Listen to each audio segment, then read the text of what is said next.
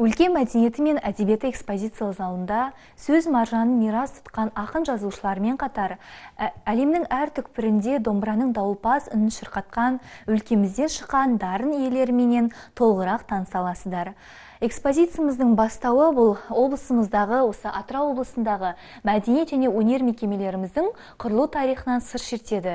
Яғни бұл алғашқы облыстық мәдениет басқармасы 1950 жылдың 23 сәуірінде жаңағы облыстық мәдениет басқармасы болып құрылған болатын. Сонымен қатар Шаймардан Сариф атындағы көркем сурет өнер музейі, Атырау облысы тарихи мәдени мұраны қорғау, қалпына келтіру, пайдалану жөніндегі мемлекеттік инспекциясы, Құрманғазы атындағы мәдениет сарайымыз, осындай әртүрлі мәдениет өнер мекемелеріміздің құрылу тарихынан сыр шертеді. Жалпы Атырау облысында 280-нен астам мәдениет және өнер мекемелері халыққа қызмет көрсетіп келеді. Әрмен қарай экспозициямыз бұл Махамбет Өтемісұлы атындағы Қазақ драма театрының тарихынан сыр шертеді. 1938 жылы 9 мамыр күні өзінің сахналық өмірін Мұхтар Әуезовтің Түнгі сарын деген пьесасымен ашқан болатын.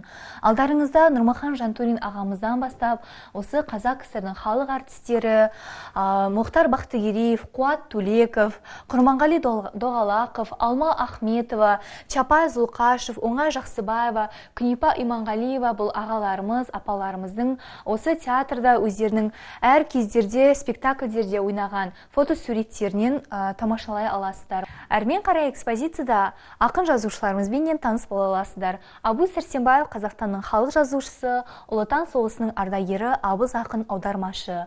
Ғабдол Сланов қазақ прозасының қалыптасуы мен дамуына үлкен үлес қосқан еңбегі сіңген жазушы. Осы Атырау қаламызда Ғабдол Сланов атындағы ғылыми әмбебап кітапханамыз бар. Хамит Ерғалиев Қазақстанның халық жазушысы, Ұлы Отан соғысының ардагері, ақиық ақын аудармашы. Әрмен қарай экспозицияда Томан Амандосов қазақ журналистикасының негізін салушы, филология ғылымдарының докторы, профессор, Берқай Романшин қазақ әдебиетінің зерттеушісі, драматург ақын Махамбет атындағы сыйлықтың бірінші иегері лауреаты болып келеді. Зейнолла Қабдолов Қазақстанның халық жазушысы, Қазақстан Республикасының ұлттық ғылым академиясының академигі, профессор, сөз зергері. Келесі экспозицияда Жұмекен Нәжімеденов Қазақстан Республикасының мемлекеттік әнұранның авторларының бірі, мемлекеттік және жастар одағы сыйлығының лауреаты, ақын Фариза Оңғарсынова Қазақстанның халық жазушысы, мемлекеттік сыйлықтың лауреаты, көрнекті қайраткері Фариза Оңғарсынова апамыз. Келесі Меңдекер Сатыбалдиев қазақтың көрнекті ақыны, журналист, Қазақстан жазушылар одағының мүшесі. Сонымен қатар Берік Қорқытов ағамыз белгілі өлкетанушы, журналист, драматург, жазушы, Нарының Наргескен ақыны Нұралы Әжіғалиев ағамызды тамашалай аласыздар, және де Марат Ысқақ тағылымды журналист ақындарымыздың бірі. Ал келесі экспозициямыз бұл өлкемізден шыққан дарынды дирижерларымызбенен таныса аласыздар. Ол Рысбай Ғабдиев, Қазақстанның халық артисі, дәулескер күйші, Шамғон Қажығалиев, Қазақстан мен КСР-ның еңбек сіңірген артисі, дирижер, Орақ Жауров және Айтқали Жайымов дирижер ағаларымызды бұл экспозициядан тамашалай аласыздар. Әрмен қарай экспозициямызда Сейлхан Құсайынов қазақ ән өнерінің көрнекті тұлғасы, дирижер, және де қобызшы Раушан Нұрпейісова қазақ КСР-на еңбек сіңірген мәдениет қызметкері және көнеден келе жатқан музыкалық аспаптарымыздың бірі қобыз осы экспозициядан орын алған. Сағын Жалмышев қазақтың күй өнерін кеңінен насихаттаушы. Келесі әрмен қарай экспозицияда Азизолла Исқалиев Қазақстан Республикасының халық артисі, профессор, дәулескер күйші, Қазақстан және Қырғызстан Республикасына еңбек сіңірген артисі Илья Жақанов ағамыз, және Қазақстан Республикасының еңбек сіңірген артисі бұл Мекес Төрешев ағаларымыз осы экспозициядан орын алған.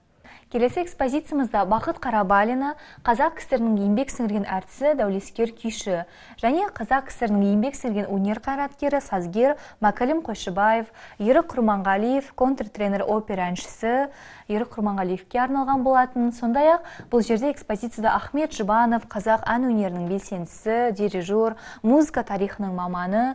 Жалпы Ахмет Жұбанов бұл Ақтөбе облысына дүниеге келген, және Нұрғиса Тілендиев КСР-ның халық артисі, Қазақстанның еңбек сіңірген сіңірген өнер қайраткері, осы Атырау қаламызда Нұрғиса Тілендиев атындағы Кіші өнер академиясы құрылған болатын. Осы өлке мәдениеті және әдебиеті экспозициялық залының төрінде орын алған ұлы күйші дарынды сазгер Құрманғазы Сағырбайұлыға арналған болатын.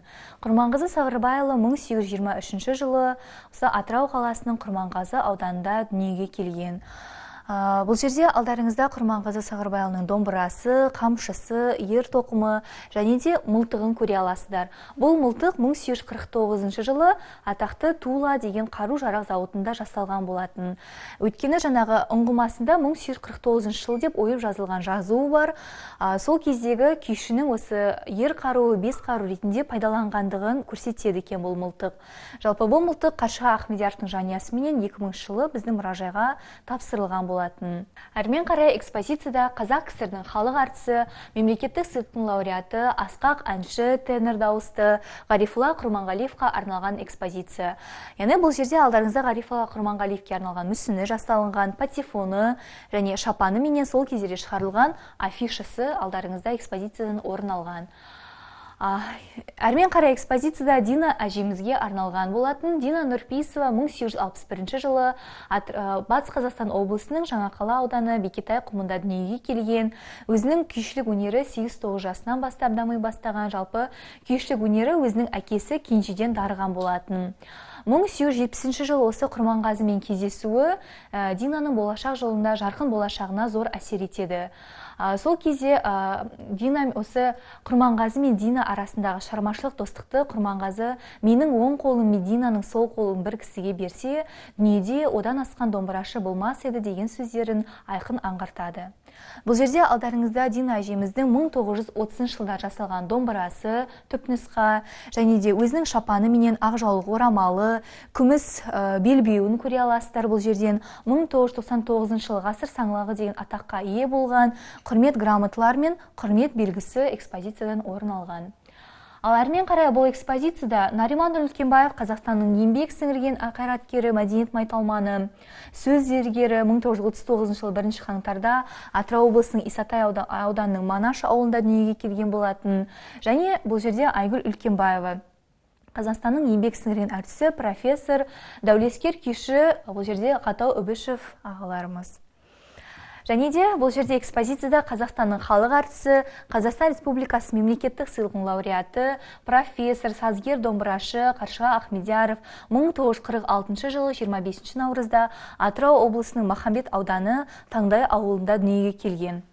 Сахналық киімі, домбырасы, Қаршыға аға жөнінде жазылған кітаптары менен дискілері осы экспозициядан орын алған. Ал келесі экспозициямызда бұл енді мұражайдың қорында жинақталған әртүрлі осы саз аспаптар коллекциясы, домбыралар коллекциясына арналған болатын. Яғни бұл жерде осы елімізге танымал ағаларымыздың, айтыскер ақындарымыздың, дирижер ағаларымыздың домбыралары менен таныс бола аласыздар. Осындай әдемі домбыралар коллекциясы арналған болатын. Өлке мәдениеті және әдебиеті экспозициялық залында саяхатымыз аяқталды.